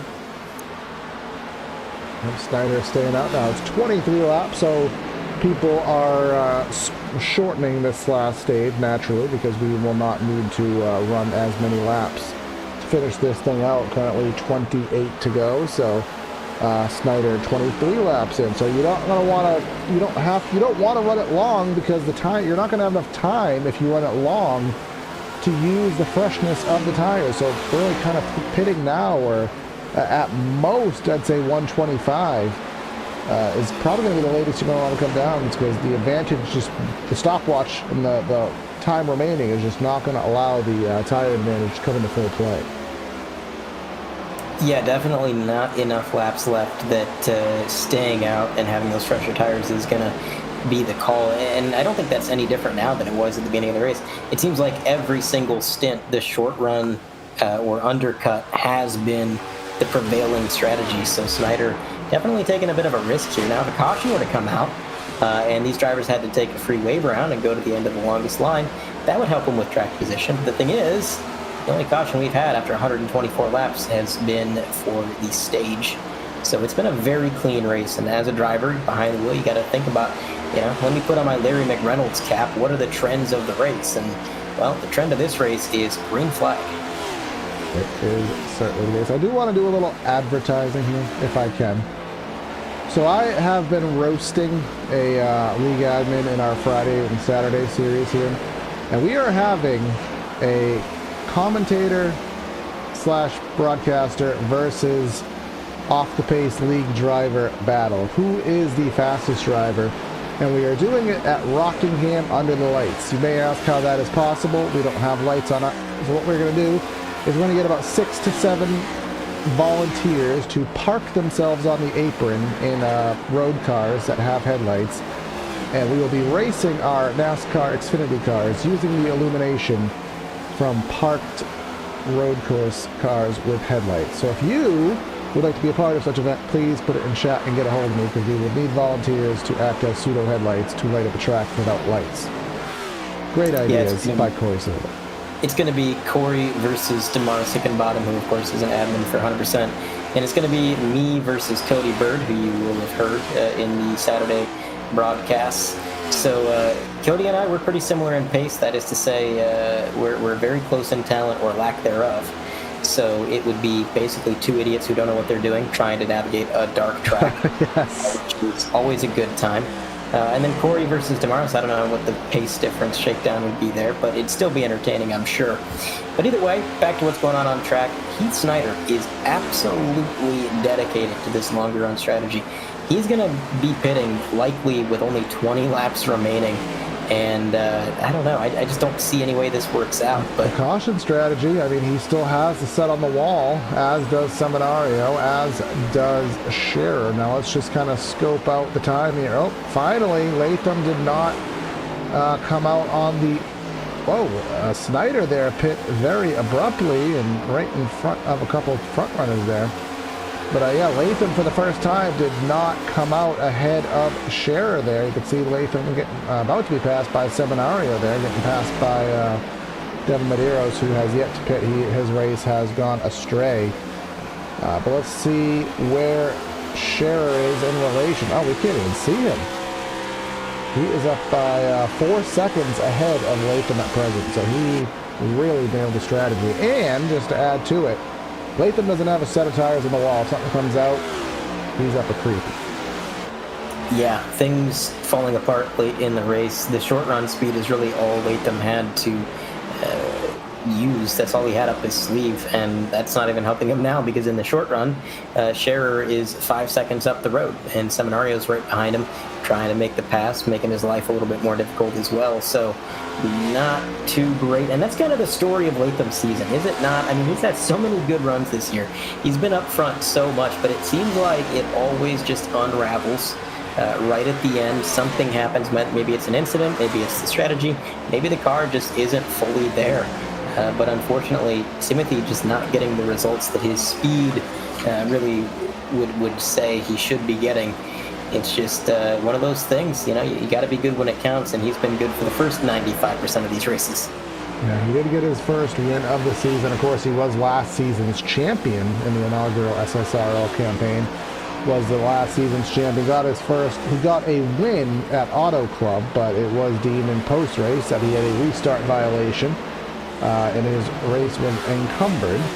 So he did not get credit for the win, but he did get an actual win at Dover. And I know memory has me saying that he probably has one or two that he had potential with. Remember, Devin Medeiros had 2 wins very early in the season.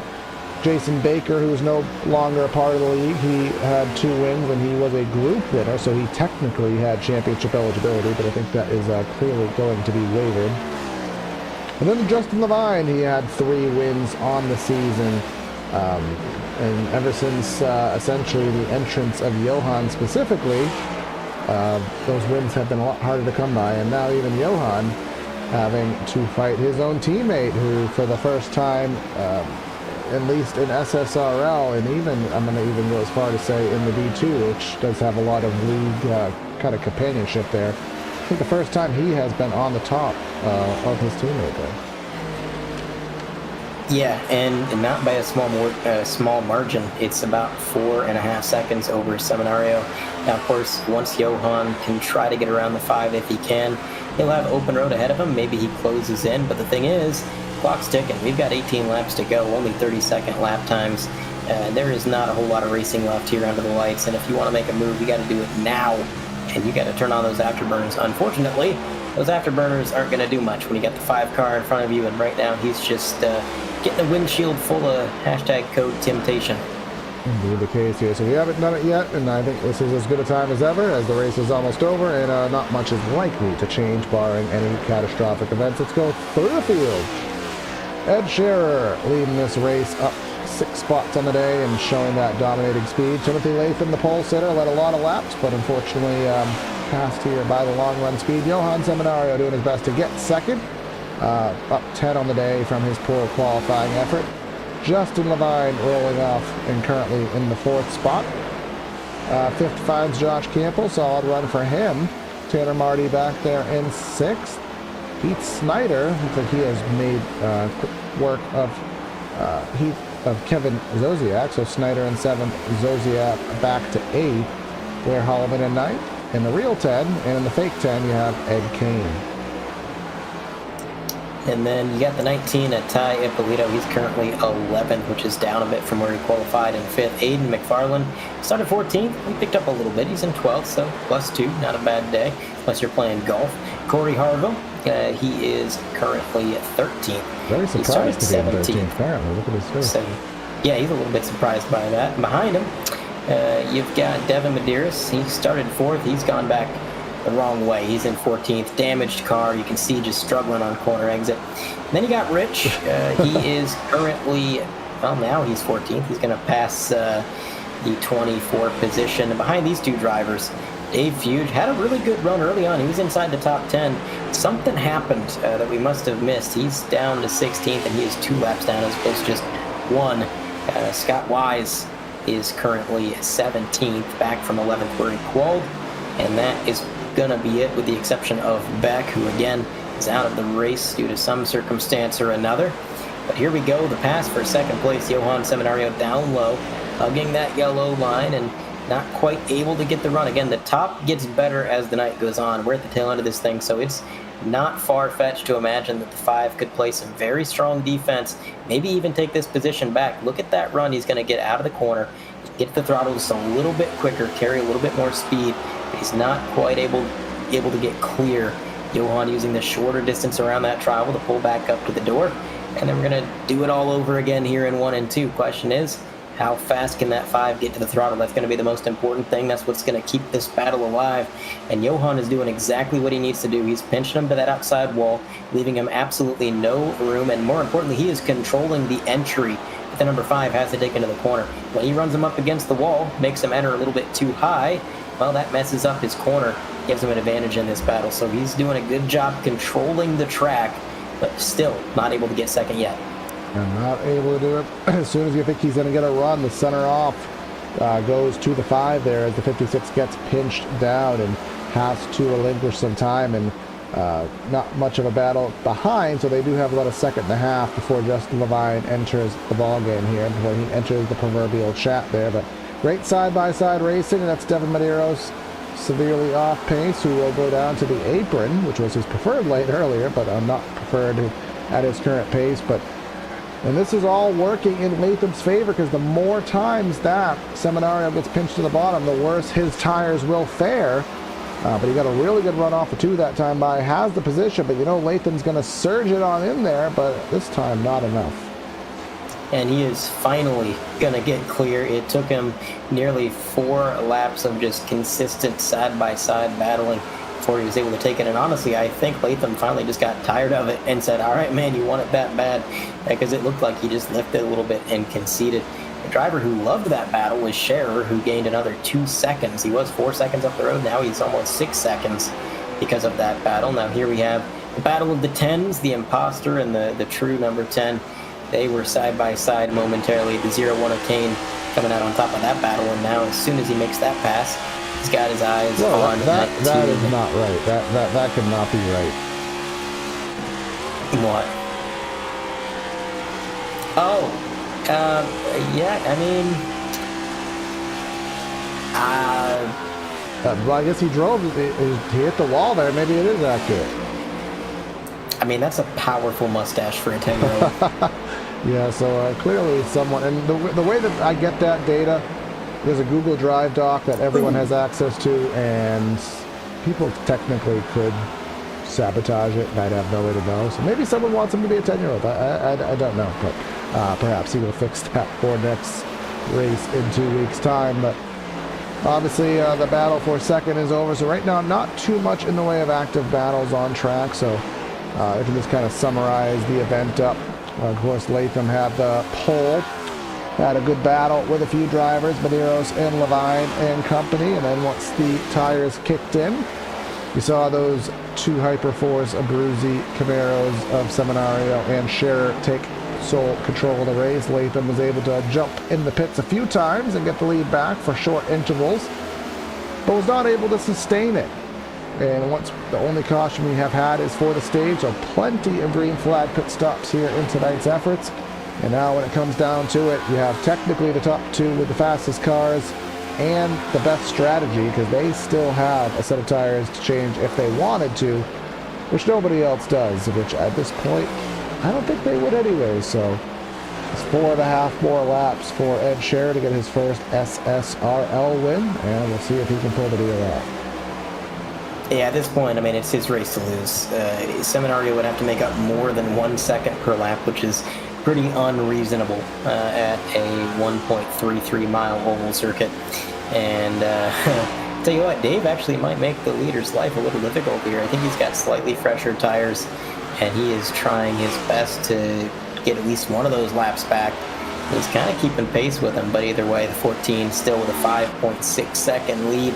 All he's got to do is run his race. Don't worry about Dave. Don't worry about anybody else on track. Just hit your marks.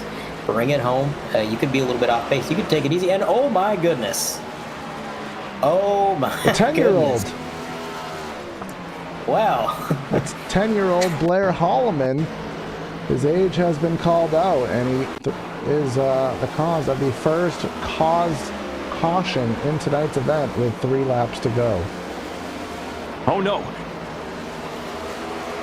That's a commentator's curse if I ever heard one. Just looped it. Yeah, just went around a little bit. Did he have an itch? His arms might have been tired. You don't know. I mean, the muscles aren't quite there at age 10, so...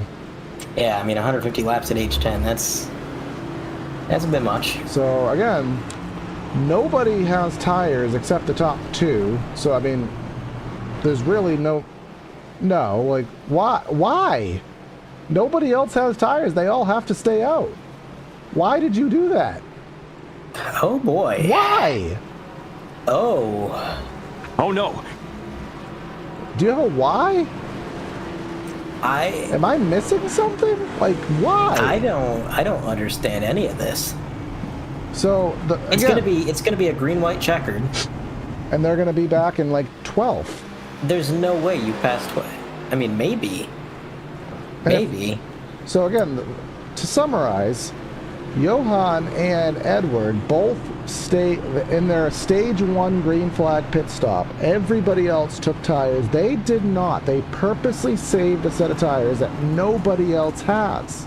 So they had a set of Goodyears on the wall, and nobody else did. So nobody else even could consider pitting right now. So they have the set on the wall, but they didn't need to use it. They had the fastest cars with the track position, but they chose to use it and put themselves, I mean, 8th and 9th.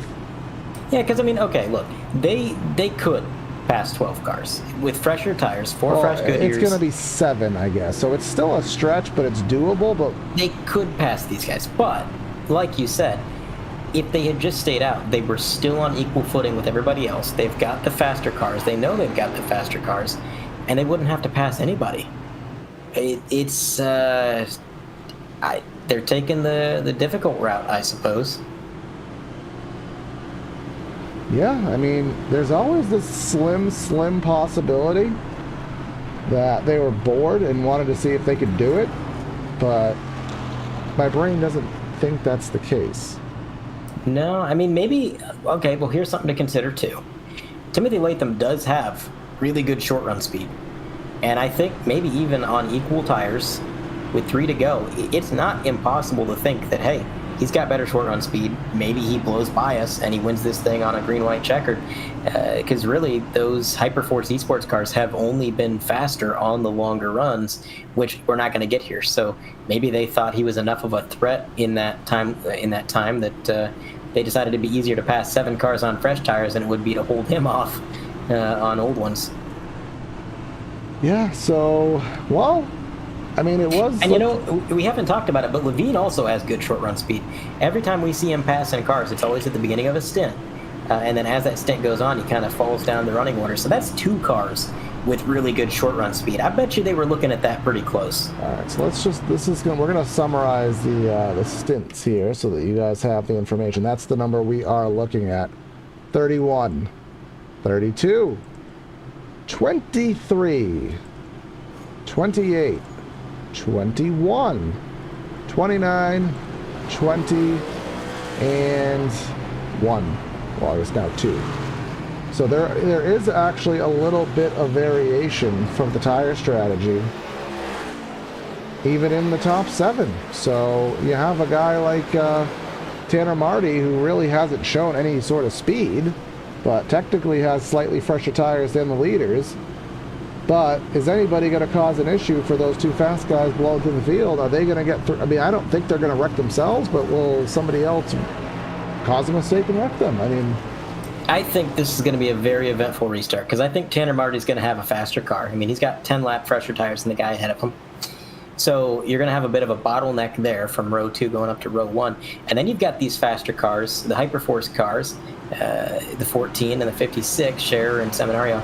They've got 4 completely fresh tires, so they're going to be fast, and they're going to be bottlenecked by everybody in front of them. So it's going to be an accordion effect to the max. And I'm gonna wager that this maybe isn't the last restart, but we'll have to wait and see. Lights are out on the pace car. Down onto pit road she goes. Let's see. It is a battle of the strategies. Nobody's on equal footing here. Let's see who will prevail. Ooh, the number 5 getting a little bit squirrely, a little bit of wheel spin, but he does get to the lead. Heading it down into turn 1, Levine's going to be about 3 car lengths back. And Tanner Marty, who we thought may have a bit of an advantage, he's going to concede second place. And the Hyperforce that's the race. That's the wide. race. That's the race. He lost so much time there, and you can see Johan is right behind him. Well, maybe it's not the race. Look at him surge through in the middle of a 3-wide sandwich here. Now let's see, are we going to get to the white? The gap is a second and 1 lap left to go. I tell you what, if he doesn't get up there and win this race, he's got nobody to blame but himself. That was a bold strategy he played, and it may not work out through 1 and 2 for the final time down the back straightaway. Timothy Latham with a 2-car length advantage. The 14 down low, he's going to try to take 3rd from Tanner Marty, but through the final set of turns, it's going to be one last surge from the 1. He closes in 3 car lengths, but it's not enough. Timothy Latham, 3rd win on the season, the 2nd win that counts. Whoa, he is going to win Tanner at Marty. Nashville, and we're wrecking. Tanner Marty going around there. He was running 4th, but unfortunately he will not finish in that position. But Timothy Latham and Justin Levine will be the top 2 here. Not what we expected with how this race was shaping up there, but and interestingly enough, Levine is a Hyperforce driver, so he was probably in the communications with those pit calls there, but obviously that worked out in his favor there. But congratulations, of course, go to Latham, 2nd official win of the season, 3rd time he'll have been told he won in a broadcast at the very least. But here he is, he's going to burn it down here on the front straightaway. Doing some well-deserved donuts, and again, I can't get over it, man. You and I both said there was a risk taking those tires. There wasn't going to be enough laps left for the amount of cars he needed to pass. If everything had gone perfect, then I think Scherer could have got to him. But like you said, that bottleneck cost him the race. It was about half a lap that he was not making up any ground, and that's all it took. And that is a Kyle Larson-esque burnout if I've ever seen one. He is going all the way down the tri-oval. Yeah, and the tires won't blow out nearly to the same degree there, so doing a great bit of work there for Latham. But while he goes and finishes that celebration, let's head up, I suppose, and give you the final rundown of results here today from the Nashville SuperSpeedway. Getting the win in unexpected fashion. I don't think there's any other way to word it than that. Timothy Latham with Justin Levine in 2nd. Ed Scherer in 3rd. Josh Campbell with a 4th. Ed Kane with a 5th.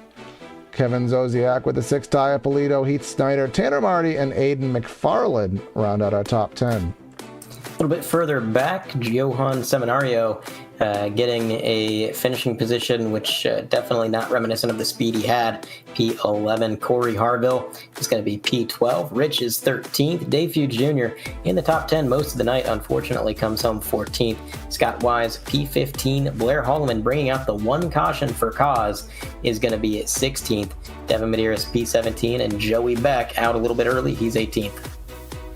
Oh, and that is our results here today. So now we can head down and go and have some interviews that I am very interested to have here, because a lot to transpire here.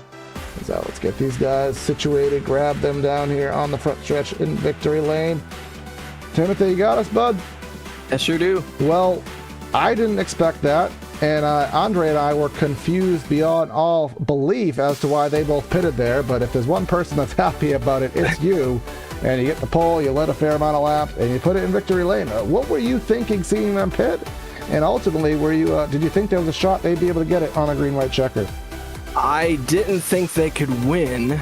I was surprised myself, too. I think what happened was they thought everyone else had a tire set left. And I think they were the only two that saved a set in stage one. So yeah, I guess they just made a misjudgment there. But I was like, yeah, as soon as they pulled off, I was like, I'm in chat with Dakota and I'm saying, man, these guys just handed it to us. I don't know, like, why would you pit there? But you know, they were fast all day, man. I hated that they got tore up there at the end. But yeah, glad to get back in the victory lane. Led a bunch of laps at the beginning. Car kind of fell off towards the end of the run, and I was just lucky that they made that call to go to the pits. Yeah, exactly that. But you didn't you got handed the win, but you didn't, like, you know, sneak one out that was completely out of left field. You did have a fast car, but it didn't seem like you had the long run car. It looks like you could hang on about 15 or so laps, but as the run progressed, those Hyperforce cars just seemed to be a little bit too much to have. What did you need, you think, to have a little bit better long run pace? I'm not even sure, to be honest with you. I felt the car felt fine. It was just slow. So I don't know how I could have gotten it to drive any better. But I don't know if I just used my stuff up at the beginning or what. But I was trying a little bit of an aggressive arc in the corner, so maybe that was it. But yeah, just after about 20 laps or so, the car it wouldn't hang on anymore. I tried, but you know, they were super quick. Yeah, yes, they were. And well, we got a week off, and then we head to what presumably is going to be a wild card race to the Atlanta SuperSpeedway, however you want to deem it. So it's kind of pseudo SuperSpeedway racing. I know we've been there before, but what's the mentality post July 4th heading into essentially a shootout race? It's pretty much the same thing it is every week. I'm going to try to go out there and win the race. And I know last season, me and Levine worked together pretty well at Atlanta. I think he made a bad call there at the end and kind of put us back, but we worked well together. I feel like all of us guys that normally run up front can be up there, and you know, hopefully when the end comes, it's not so much of a crapshoot like it is at most super speedways. I think Atlanta's a little bit different, so I feel pretty confident there. All right, man. Well, we'll let you go and congratulate your win here tonight, and we'll talk to you soon, I'm sure. All right, sounds good. Thanks, guys.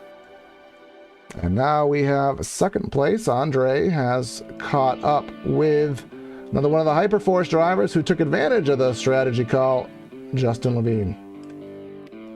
Mr. Levine, you got a copy? I do. Well, Justin, you ran a really good race all night long. You got a lot of camera time, so that must mean something. And you wound up on the podium. Now, you had a differing strategy at the end of that from your teammates. Your Hyperforce brethren came down pit road. They took those tires they'd been saving. You stayed out. I believe you had to. I don't think you had an extra set. Tell me a little bit about the end of the race from your perspective and your thoughts on the strategy that your teammates had. Honestly, it looked like that strategy was going to be the winning call, but ours just fired off way too tight for them to try to get through the field. Maybe if we had one more attempt with green-white checkered, either Ed or Johan had a chance to win. But like you said, I was completely out of tires, so I didn't have a choice, and I was hoping that on that restart there, I was going to be able to get under Tim, and Tim did an excellent job and held me off. Now, the Hyperforce cars looked really good out there. We did see a lot of drivers kind of struggling with the handling. Nashville's been tough for everybody. I've commentated a few leagues here at this track, and even in real life, it seemed like a handful. How was the car driving out there just throughout the course of the night? Oh, it kept changing. It just all depended on how hard you drove the car from the start. If you eased into it, it kind of stayed exactly the same, but then you had to make up time to go catch the leader, so eventually you did burn it off, and depending on your setup, you're either plowing, burning the right front off, or you're snapping it loose on exit, burning the right rear, so you just kind of had to keep chasing it and definitely try to be as perfect as possible lap after lap. Choosing between burning off the right rear or the right front, neither's fun in most cases, but either way, started second, finished second, not a bad points day, and congratulations. Thanks for your time. Hey, how's it going? Justin Levine out of the booth, and now Corey's going to have what I assume is going to be quite an interesting interview with our third place finisher, driver of the number 14, Ed Scherer. All right, Ed, Corey, and Andre up in the booth. You got us, bud?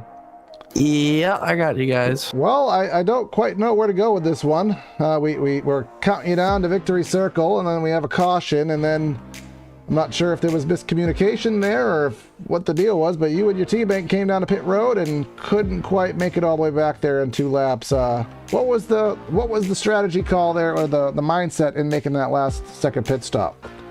Originally the plan was to take 2 tires, thinking everybody can come down and take another set, but then I remembered that before the end of that first stage, when we had a pit halfway in between, that a couple people took a set, so I completely forgot that some people have a set in the end. So I'm thinking like we were all gonna come down and either somebody's gonna take 2, somebody's gonna take 4, and I was gonna take 2, but then last second I saw that it was just me and Johan, and I decided to take 4. But honestly, if I had to look back on that, I probably would have stayed out, seeing how many people stayed out as well as the strategy call. But that one hurts. I mean, to have it ripped away like that, it's the story of my life, really. I had a lot of wins taken away like that before, so it's kind of disappointing. I'm a little, bummed about it, but what are you gonna do? I mean, I at least brought it back for a P3, but I just can't thank enough everybody at Team Watson and Hyperforce that brings us amazing sets every week, and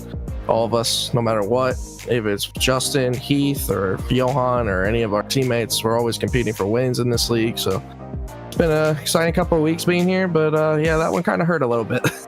Yeah, well, at least you have the know-how and the knowledge that, and the confidence that you have the speed now. You can go out and win one of these races. You just got to seal the whole deal together. And the next SSRL race will be at Atlanta. So a little bit of a crapshoot, but do you have confidence in your Speedway package and your Speedway skill set as a driver? I have faith that we're going to win that. I really think we have the capability to win that, either one of us, but I have a lot more confidence in myself to win that. I feel like one of the better kind of super speedway racers between all of us. I mean, we're all really great, but like I understand the air, and like a lot more goes into it than just like decision making and all that. But once I find one of my teammates, we're usually really fast together, so I'm pretty certain that if we're not winning, we're probably going to be top 3 again. But I'm more looking for that win and possibly help my teammates do that. But I'm definitely have that circle for us, for the 14 team, to hopefully get a win there in Atlanta. All right, man. Well, you obviously got it circled. We got it circled too. We'll see if you could call your shot there and put it in victory lane at Atlanta. Good. Sorry you didn't get the win, but still a good points day for what it's worth. Yeah, absolutely. Appreciate it, boys. As always, thank you. All right. So, I mean, I know in the baseball world, Andre, there's a thing as calling your shot. Like, I'm going to hit a home run. I think he basically just did that for us right there. Yeah, he's got to have some confidence. Like you said, it was a great run all night long, and didn't turn out the way you would have wanted it to. A little bit of bad luck, but in terms of talent and skill, obviously it's there. So he's probably going to come back strong, and maybe with a little bit of a vengeance. But that was an unexpected end to that race for sure. And for the last race for me at least here at Nashville of the week, didn't disappoint. Yeah, not at all. Good race here for these guys. Make sure you stay tuned for Friday night. We are at the 100% Cup Series there, D2 Series at... Actually, I think we're off this week because it's Chicago. I don't even know. But just stay tuned to whenever we're live next, because that means we're doing stuff. So you're going to want to watch it. So I know, terrible outro to this broadcast, but that's Corey and Andre signing out of the booth. Have a great night, and we'll catch you next time.